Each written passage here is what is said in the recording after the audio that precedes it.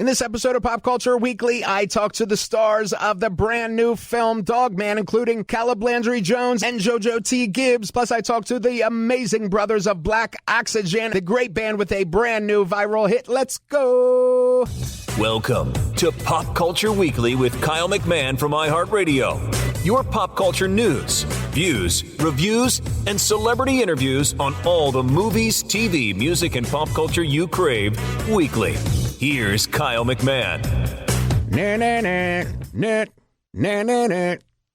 Hello. Welcome to Pop Culture Weekly with Kyle McMahon from iHeart. Of course, I am Kyle McMahon, and I am so happy that once again you are hanging out with me to discuss all things pop culture. We have a great show for you today with awesome interviews. I'm saying we, like there's a whole bunch of me. There's only me. I talk with Landry Jones and Jojo T. Gibbs.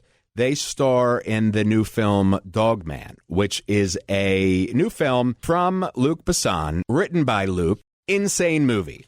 So Luc, if you, for some reason, don't know, is a French filmmaker behind such incredible films as La Femme Nikita, The Messenger, The Story of Joan of Arc, The Fifth Element, Lucy, Valerian and the City of a Thousand Planets, Leon, The Professional, Taken with, Liam Neeson.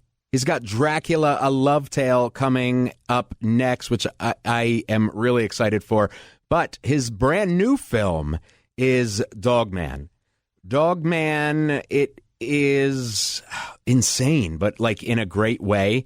So it's about this man, Doug, who's arrested while driving a truck full of dogs.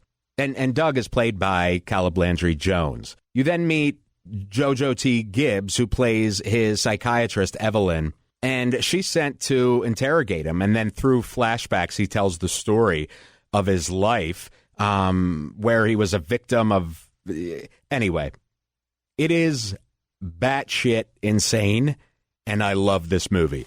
It's really, really great, and it is out, depending on when you listen to this, today. Well, I guess no matter when you've listened to it, it's out today. But it's well worth your time. So I talk with Caleb and Jojo from Dogman. And first up, I talk with the boys from Black Oxygen, David and Nick Lyle. They are brothers. They are incredible guys that you just want to hang out with them. David is singer, lead guitarist. Nick does drums, keyboards, obviously vocalist as well. They've released 3 studio albums and 1 EP so far, but they are currently making huge waves with their reimagining / cover of the classic song Butterfly originally from Crazy Town. The video on YouTube, which you can check out at the link in the show notes, has over 3 million views already. It is crazy. It's been at the top of the Apple charts. It's awesome. Really, really great song. I love it. And I love their videos, too. And they're very hands-on with everything that they do. So we're going to start out with the boys of Black Oxygen. Let's get it. What's up? Kyle McMahon here with iHeartRadio and Pop Culture Weekly. I am here with Black Oxygen, 2 brothers, David and Nick. Thank you for joining me. I really appreciate it. Thanks for having us. We're happy to be here. Thank you for taking a care in our music. Of course. So we're going to get into this single that's been blowing up, but I want to go back for a minute first, if you don't mind. Yeah. From what I know of you guys, you got your start with a kind of battle of the bands, right? That was kind of like what shaped the future for you. Is that right? Yeah, we did a battle of the bands. We grew up in Kansas City. We lived here for 10 years. But we did a guitar competition that I won first place as well. And then there was a producer that got our music, flew us out to LA with Jamie Foxx in the studio. So got to really soak up the vibe, made a lot of music contacts and put out records of our own. And we got a many top Billboard hits And then we have a world famous first place barbecue sauce Wells in Walmart that came after the music. And yeah, we did this new butterfly, and that's a really cool story. And then like now things are taken off to a whole new level. I really appreciate that blessing. And now there's like all the major labels hitting us up for deals and stuff. So it's that, I guess you could say that's the nutshell of the career and start to tell today. Well, and you've had what I think with your last album, 2019, you had a number one song on the rock charts, right? Yeah, that was most added Billboard mainstream rock. There was even a song and video on there with a friend of ours, Tech Nine. I don't know if you know who he is. Yeah, of course. Video legend as well. And a lot of great collaborations. There was a video on that particular album, The Times of Our Lives, that a friend of ours, Danny Trejo, was in a short film out of one of the songs, Life is Beautiful, as well. So, and he's amazing. He's a legend. Yeah, he's cool. So there's been a lot of cool things. I mean, after we put that record out, the barbecue sauce came out with the Food Network chef stretch. So things have just taken the growth with just putting in the hard work, putting in the hours, and pushing every day. Pushing. And I got to ask, how did the barbecue sauce come up? Like, how did that happen? That's so amazing. We're from Kansas City, and it's a huge barbecue town. But basically, the owner of this restaurant, and he's a Food Network guy as well, his name's Stretch. He was a fan of our band, and he was liking our posts and stuff like that. So David hit him up, and he was like, "Hey, let's do something together." He was like, "Let's do a barbecue sauce." So we took a week and built a recipe and got it out there, and they put it in competitions. It's in different stores and restaurants, and it's done really well. It's been a lot of fun. Yeah, that's we awesome. didn't expect any notoriety from it, and Nick's one of his best friends' father used to be Wolfgang Puck's secondary chefs, and so Nick has a lot of great chef skills. Nick, I just always love food. So when we turned it in, he was like, "This is actually really amazing." He wasn't just saying that. He's like, "I just don't bullshit around," and so we didn't think anything of it because we didn't know they put it in some competitions, but it won a couple years back, 4th place by the National Grilling and Barbecue Association. Just 6 months ago, it won a 1st place in another major competition for best place using it like on pork sandwiches. Yeah. It won this other festival, Zest Fest, in 3rd place. So it's kind of second place. It's taken a life of its own, and it's also a great business to have. I mean, let alone music. Yeah. So what's it called? Bangin' Barbecue Sauce. You get it. I love that. Yeah, Walmart online or blackauctionmusic.com. But it's like in Shields online, different spots carry it in the country. So that's so cool. I'm a huge barbecue fan, so I'm gonna go get it now and awesome. Test it out. Yeah, for sure. I love it. So now you have this big hit that from a classic song from Butterfly, and you guys not only did your own cover of it in your own way, but you had Shifty himself join you on the song. How did that come about? The way that it came about was we performed together 4 years ago, and he's like, "Hey, you guys have really great music. Let me give you my number." And he said that we're doing a big tour across Canada in 2019, and I'd like to take you guys as direct support. And there's 15 shows or whatever. So we did that, and we were just traveling, working together, doing these shows and having fun, getting to know each other. And he had, at that point, he thought it was really cool. We had a song with Tech Nine, and we worked with Danny Trejo and billboards. And he said, "I see he'd been following you guys." So he had followed us over, through COVID, through the next couple of years, and he saw we were still putting out music, still working hard, and everything was just continuing to grow at a great pace. So we had a podcast we started called the Inspiration Podcast, the Black Auction Inspiration Podcast. And we've had our friend Matt Sorm with Guns N' Roses on, Danny Trejo. And so we had him on, and Shifty. We had Shifty on, and he was at our spot, and he kind of teased in there about he's been, interested in someone to remake a more current version.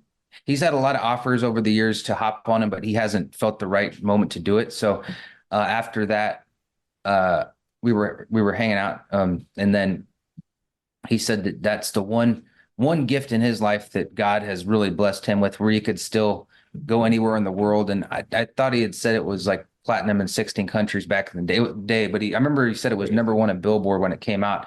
But he said that still today, I mean, that's the song that keeps him alive, because he still gets paid every month off it. It's in movies and TV still.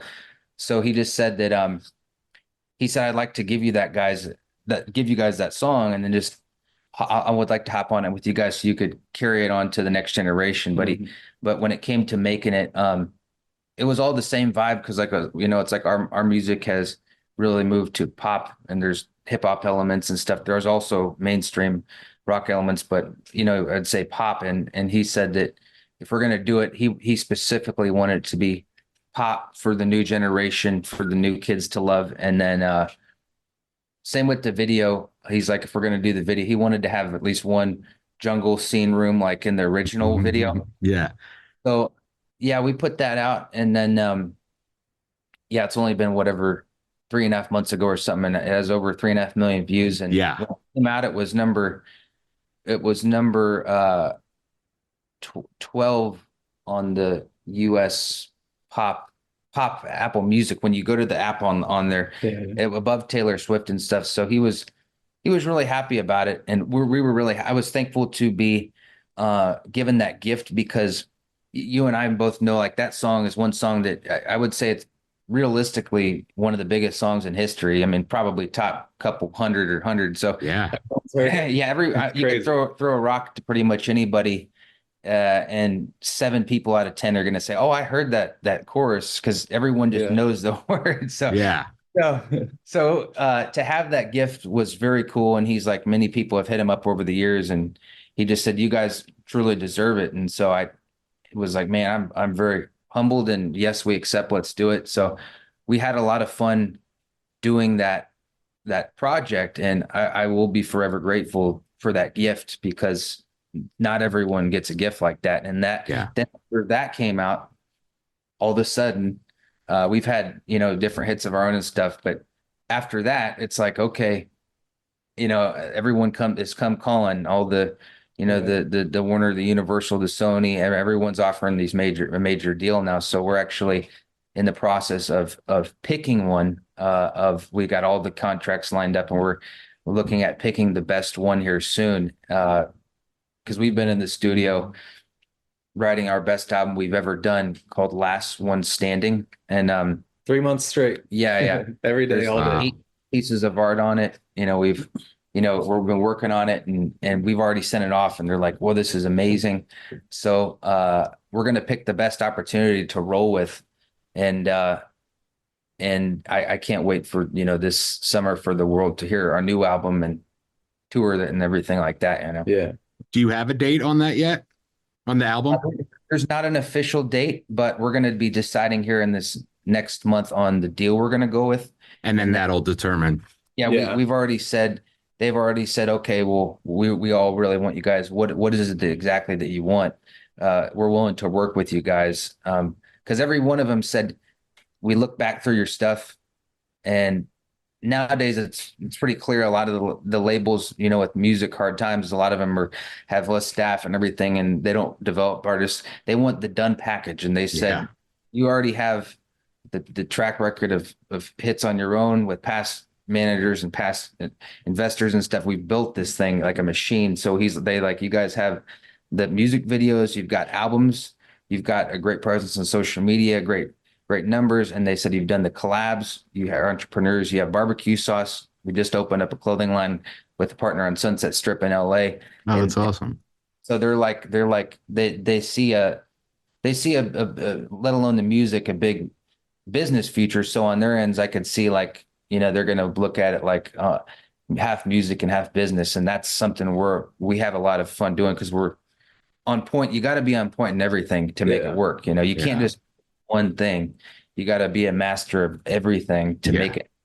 Because we've made it single, as far as we've made it, just with the two of us. We write, produce, mix everything, all of our music, everything. We build the graphics, the arts. Nick does it.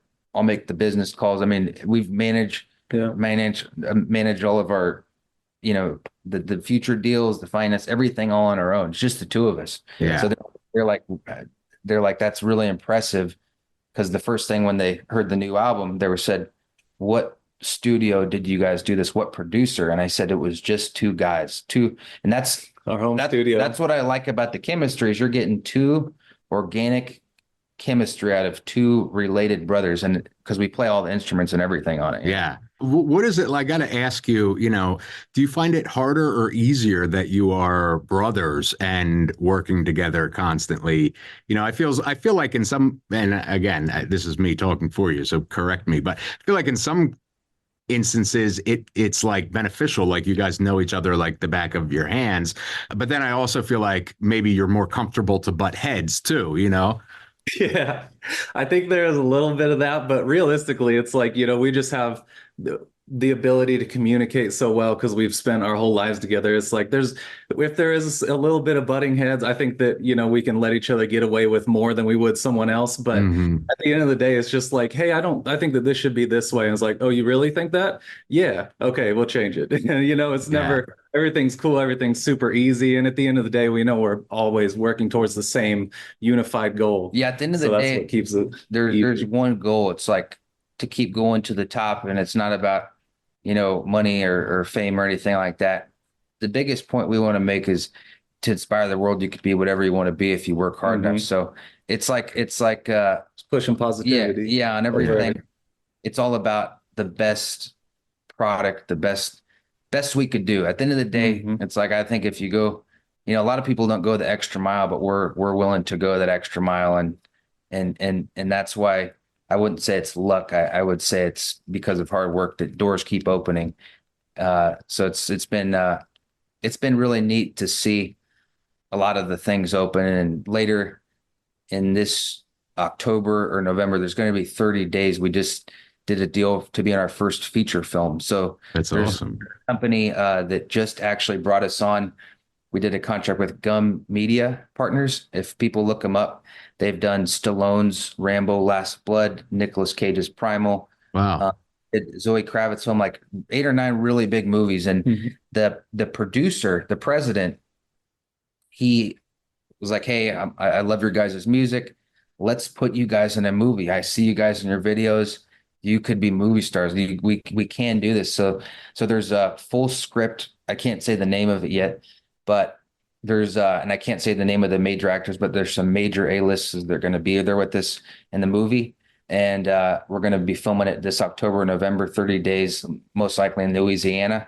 And they have us literally playing ourselves in the movie. It's a music thriller. And I was like, how often does that happen where someone gets to play themselves? Yeah. Because they just wrote it about these two music guys and so it's gonna be fun. It works out. Yeah. Fun. Just be yourself. We know your guys' personalities. The guy that wrote it knows us. And sorry, there was a weird emoji that popped up when you did that. They wrote us as ourselves, and I'm excited to do it. And I can't wait for that as well. So just a lot of things are on the up, All right, and you said it's like a thriller, like it's horror, or it's a music thriller. Okay, less than horror, but yeah, a thriller. It's sounding really, really cool right now. Yeah. I'm a huge horror fan. I'm a huge music fan. I'm obviously a huge movie fan. So I'm always interested when musicians are built into a project. So like it's a project about two musicians. So I'm like, my ears are peaked. You know what I mean? Yeah. So I'm excited to hear more about that when you're allowed to talk about it. Totally. What is next? So you're going to be looking, you're going to be deciding on, which label, which is an incredible place to be in, by the way, to be able to say, we get to decide which label we want to go with. And you're going to be deciding that coming up soon. That'll lead to when you get a hard date for album. Yeah. And then are you going to tour with the release of the album, or you're going to tour, you're going to set the dates anyway? And we've been talking with our legal team, and the next month we're going to pick the deal. We've got all the contracts lined up. And then from there, we've already said, hey, we want to release at this date. I don't want to say it because I don't want it to be a hard thing, but But I want it to come out during summer, and the main video to come out during summer, and then there are different shows to come from there as well, of different tour dates, and just I think that the summer is always like the coolest time to release music because people it's more sunny outside and Yeah. windows are Out driving down. around. Yeah. But that's really the plan. Is there's a big plan behind the release and all the marketing and ideas that I have for all the videos and stuff. And then from there, it'll kind of, this will be the busiest year of our entire life. And so then after this is done, we've got all this mapped out for all the video shoots and the making and all this stuff like that, an album. And then come time November, we'll have to train for this film about a month out. Then we'll shoot it for 30 days. And then everything will be on the up, and then we'll go in at the start of 2025 and cash in for the next bigger deal, Absolutely. You mentioned luck. I always hate when people say to me, "Oh, you're so lucky," or whatever, like, because there's a bit of luck in it, but I feel like, and I don't think people say this on purpose, but like you're negating the hours and hours and hours that they don't see that we put into whatever it is we're doing, so it always bothers me personally when somebody's like, you're so lucky that you get to do that. No, bruh. I mean, a little bit of his luck, but I, slave over this. You know what I mean? Like you're sleeping and I'm on my laptop at 3 a.m., trying to think of or organize or whatever for the next month. So like, just like iHeart is one of the coolest radio stations to be a part of in the world. You worked hard to get there. Yeah. Right. Right. And yes, there was a bit of luck in how I came to it. I didn't go to broadcasting school. I was doing videos, YouTube videos and podcasts and stuff.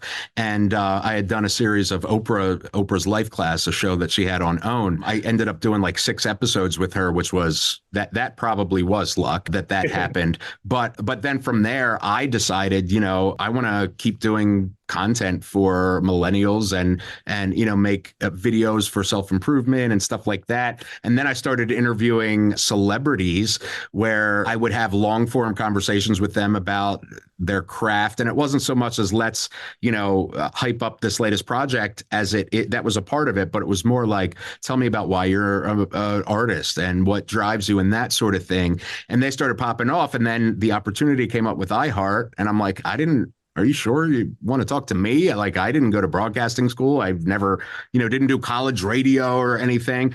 And they were like, yeah, like what you're doing with video and podcasting and all is, what we're looking to get into. And so, but then I came in here and the one thing I always say, I'm not the best at anything, but I will outwork anybody. And, I'm obviously generalizing there, but like, obviously there's tons of hardworking people here, but the one thing that I can control is how much I put in. You know what I mean? I can't control what somebody's reaction is going to be or if I'm going to get a deal or not, but I can control how many hours I put in and how much I put in, which is probably, as you guys know, kind of, with as much hands-on as you are in your careers, can also be a detriment sometimes because it's hard to turn it off, but but it's so important, I think it goes with many creatives that there's that side that people don't see, all the years that you've hustled, all the years that I'm making this up for you, but I've done free shows and to anybody that would listen to you or whatever to get where you are today, and that it's all a journey. I always feel like exactly. It's never an over, somebody said something about you're like an overnight success at iHeart. And I'm like, what? Like, are you kidding me? Like, overnight success for the last 15 years, maybe, if you're considering that overnight. I could tell you're great too. Mm-hmm. You have great vibes. This is one of the favorite interviews I've done in a long time. Oh, thank you. Thank you so much. I hate interviewing. And what I mean, I love talking to people. I hate interviewing. So like, I'm not the type who will, do cue cards and all that stuff. One, because I'm horrible at it. I'll be like, how did you like record it? It's like, that's so I generally only talk to people that I enjoy their work and I want to know more about them. And that's just more organic for me because I'm curious about what you're doing and why anyway. You know what I'm saying? And so I do love what I do. And similarly, I get that vibe from you guys that you're doing it because you love it. And whether you make $1 or $100 million, you'd be doing it anyway, That's right. That's right. It's all about just the craft, making the music and all that stuff. I really enjoy the process from making the music, shooting the videos, making the, meeting great friends along the way. And it's all about, just, it's a good time. And, with you too, like with interviewing so many greats in the world, I was curious. One of my questions for you while we're on here was, who would you say was one of your like top most enjoyed interviews you've done? I've seen you've done some really cool people. I checked you out before you hopped on here. Oh, thanks. I've done so Robert De Niro. So I generally don't get nervous. Robert De Niro, I was nervous for, not because it's like, oh my God, it's Robert De Niro, which, oh my God, it's Robert De Niro.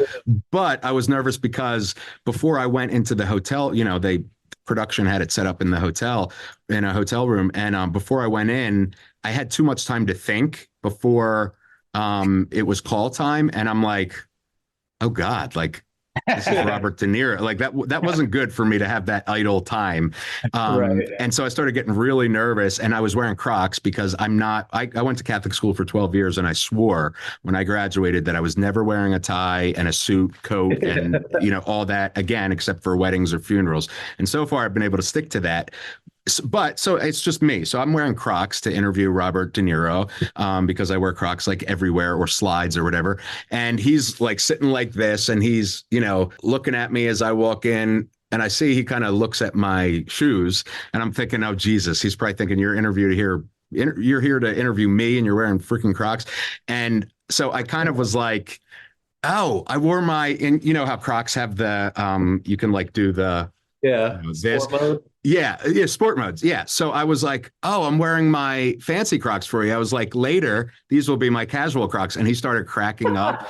And that kind of like just broke the ice for everything. And it ended up being an awesome interview. So, I mean, that was huge for me professionally and as a big movie fan. Mike Posner, who I absolutely love, and I've gotten to spend a lot of time with him. I went to do a couple of days with him on his walk across America. And he came and we did a 45-minute long form interview about his entire career and life. And that is probably my favorite interview because of how real I feel like he was. How nitty gritty we got into being just a creative, and he's so honest and truthful and wears his heart on my sleeve. Like I feel I do, that we just had such a great connection that's probably my favorite interview. Probably my favorite. That's awesome. Very cool. How about for you guys? You've been interviewed by tons of people. What's been your favorite besides obviously me? I mean, we've had a lot of great interviews. It's, to be totally honest, there's been so many. Yeah, I don't remember exactly off the top of my head. I just know that in real time, this is one that I really enjoy, and that makes me think too about interviews. Is like to everyone because a lot of people will see this. Everyone that's watching this too. I want to let everyone know in the world that we appreciate you checking out the new Butterfly and for sure keep watching it up, streaming it up, and there's like all types of new merchandise on blackauctionmusic.com. We just did a clothing deal with this spot, the embroidery studio on Sunset. This guy designs for like Taylor Swift and a lot of these big icons. And he's like, I see you guys are going up. I'd like to be a part of your journey. So he backed awesome. The clothing line, and he does like these really high end clothing fashion pieces. He was, like 2 months ago, he like, we started working on this really deeply after talking about it. And we got a few pieces dropped for the Butterfly. So that was another dream come true really of Nick's, because Nick's always loved fashion, Yeah, it was a lot of fun. Yeah, and did you ever think when you guys started out, like not only would you be doing music, but a clothing line, these awesome videos with some incredible artists, doing a song blessed by the man himself, doing a kind of reimagining of a classic song, a actual movie, and barbecue sauce. I mean, did you ever imagine in your head like this is what that's going to look like? I never imagined like an exotic clothing line. I never imagined a barbecue sauce. I never knew the barbecue sauce at all. That was totally random in real time. And, and then they came up, and then there's a cool factory where it's produced in the Midwest, like just going to see it even. And then, all these other things that come from it. It's just really the blessing, the cherry on top, like the blessing. Yeah. But it's all a very special thing to, part of it. And I always did know just since I was a kid somehow in some way that I was going to be in a movie, because I love watching movies. I'll watch movies all the time if I'm free. It's always inspiring to, like The Dark Knight with Christian Bale, like the Joker, that acting in there that's my favorite movie still today. Yeah, it's one of my tops. It's so good. Yeah. But we did our acting training and everything for 2 years and behind the scenes in his school. And we, you learn all these techniques and, how to get to the dark places and how to, practice the script correctly and everything like that. So, behind the scenes, we really put in our work. It's just, we've had different opportunities, but, you want to present yourself in the best way possible. So it's like when this film came up and they said, okay, well, you're not going to be the 50th on the call sheet. You're not going to be an extra walking in the back of the cafeteria. I mean, you guys are going to be like in the top 4 actor leads in this, and there's you guys with these other stars. So it was the perfect opportunity. So to like sign off and be like, okay, because that'll just bring in more and more opportunities and do magic. I love it. David, Nick, thank you so much. I can't thank you enough for speaking with me. I'm excited for, everything. It's like you guys keep hitting peaks and then you go to the next higher peak. It's an enjoyable ride to watch. I love the song. I love the success for you. And I'm going to come see you when hopefully you'll hit Philly this summer. Sounds great. Awesome, Sounds great. Man. Look forward to kicking in person sometime. So absolutely. Absolutely. Cool. Thank you, guys. Peace. Black Oxygen. David and Nick are amazing. Such great guys. I really am going to go see them when they perform on tour this summer. We've got all their links in the show notes. I can't wait to get their barbecue sauce, too. I love me some barbecue sauce. So there you have it. Black Oxygen. Love those boys. All right, we're going to take a break to pay the bills from our advertisers. Stay with me, and I'll see you in 60 seconds. All right, welcome back. Thanks for letting us pay the bills. We love our advertisers. They allow me to continue bringing great interviews with people like Black Oxygen and Caleb Landry Jones to you, and then you and I get to talk about it on social. So thank you for that. So I talked a bit about Dogman at the top of the show and, what it's about. I talk with the stars of Dogman, including Caleb and Jojo. So Caleb is, besides an actor, he's also a musician, but he played Banshee in X-Men First Class. Jeremy and Get Out, love that. Red in 3 Billboards Outside Ebbing, Missouri. He played Caleb in The Last Exorcism, which I loved. He was in The Florida Project as Jack, which, I was a very early supporter of The Florida Project back when that came out. I talked with the filmmakers behind it and, of course, some of the stars, and love that unique film. In his latest, he is starring in Dogman as Douglas. So I talked to him as well. Oh, and he was in the Twin Peaks edition, Twin Peaks The Return or whatever, as Steven, which I at some point I want to do a whole episode or 2 on Twin Peaks because wow. But anyway, so there's Caleb, and then Jojo T. Gibbs She plays Hattie, the lead role in the series 20s on BET. And now she stars in Dogman as Evelyn, and she has a very interesting and juicy role. So I'm excited to talk to them. Let's get right into it. Caleb Landry Jones and Jojo T. Gibbs.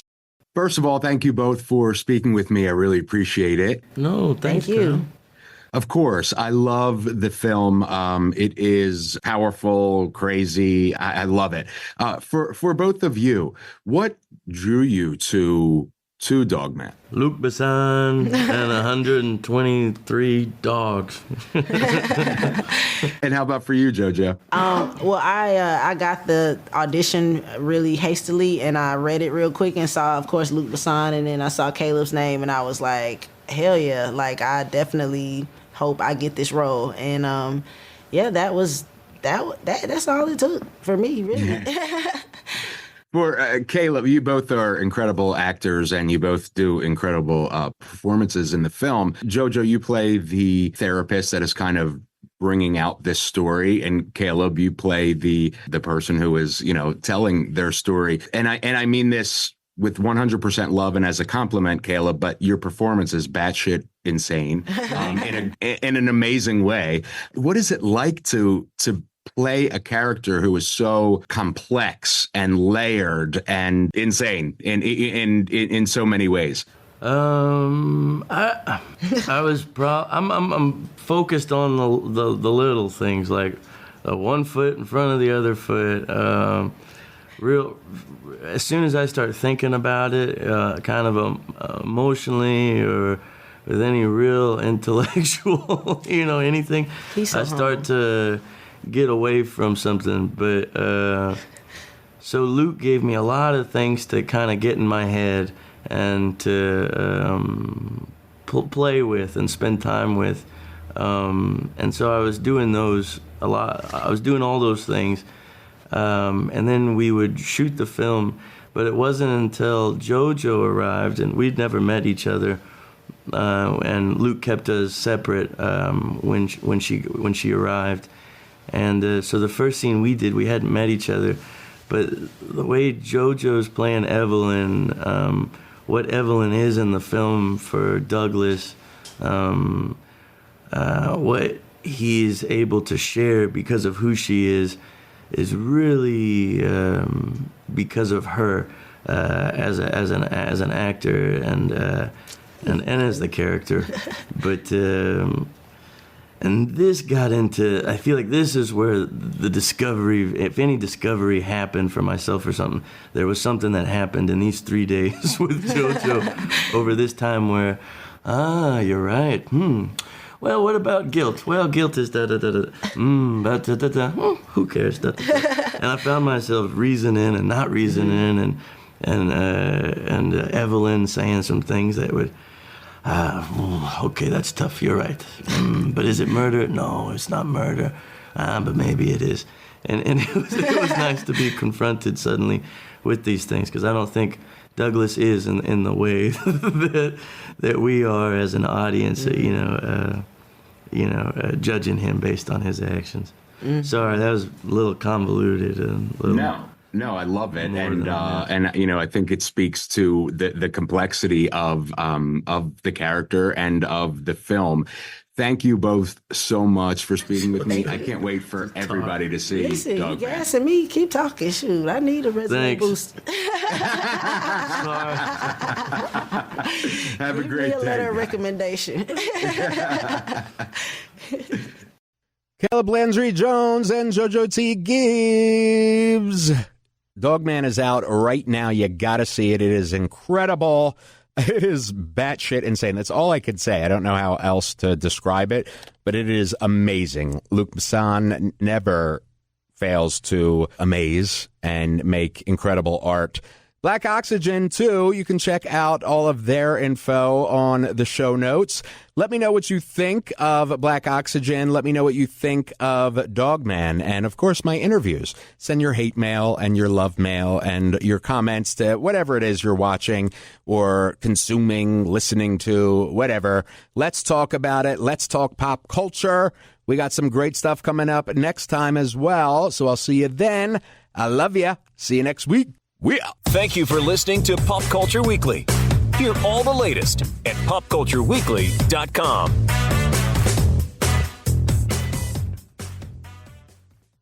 Dogman, baby, sugar, baby. A dogman, the dogman, a baby. You're my doggy man, sugar, baby.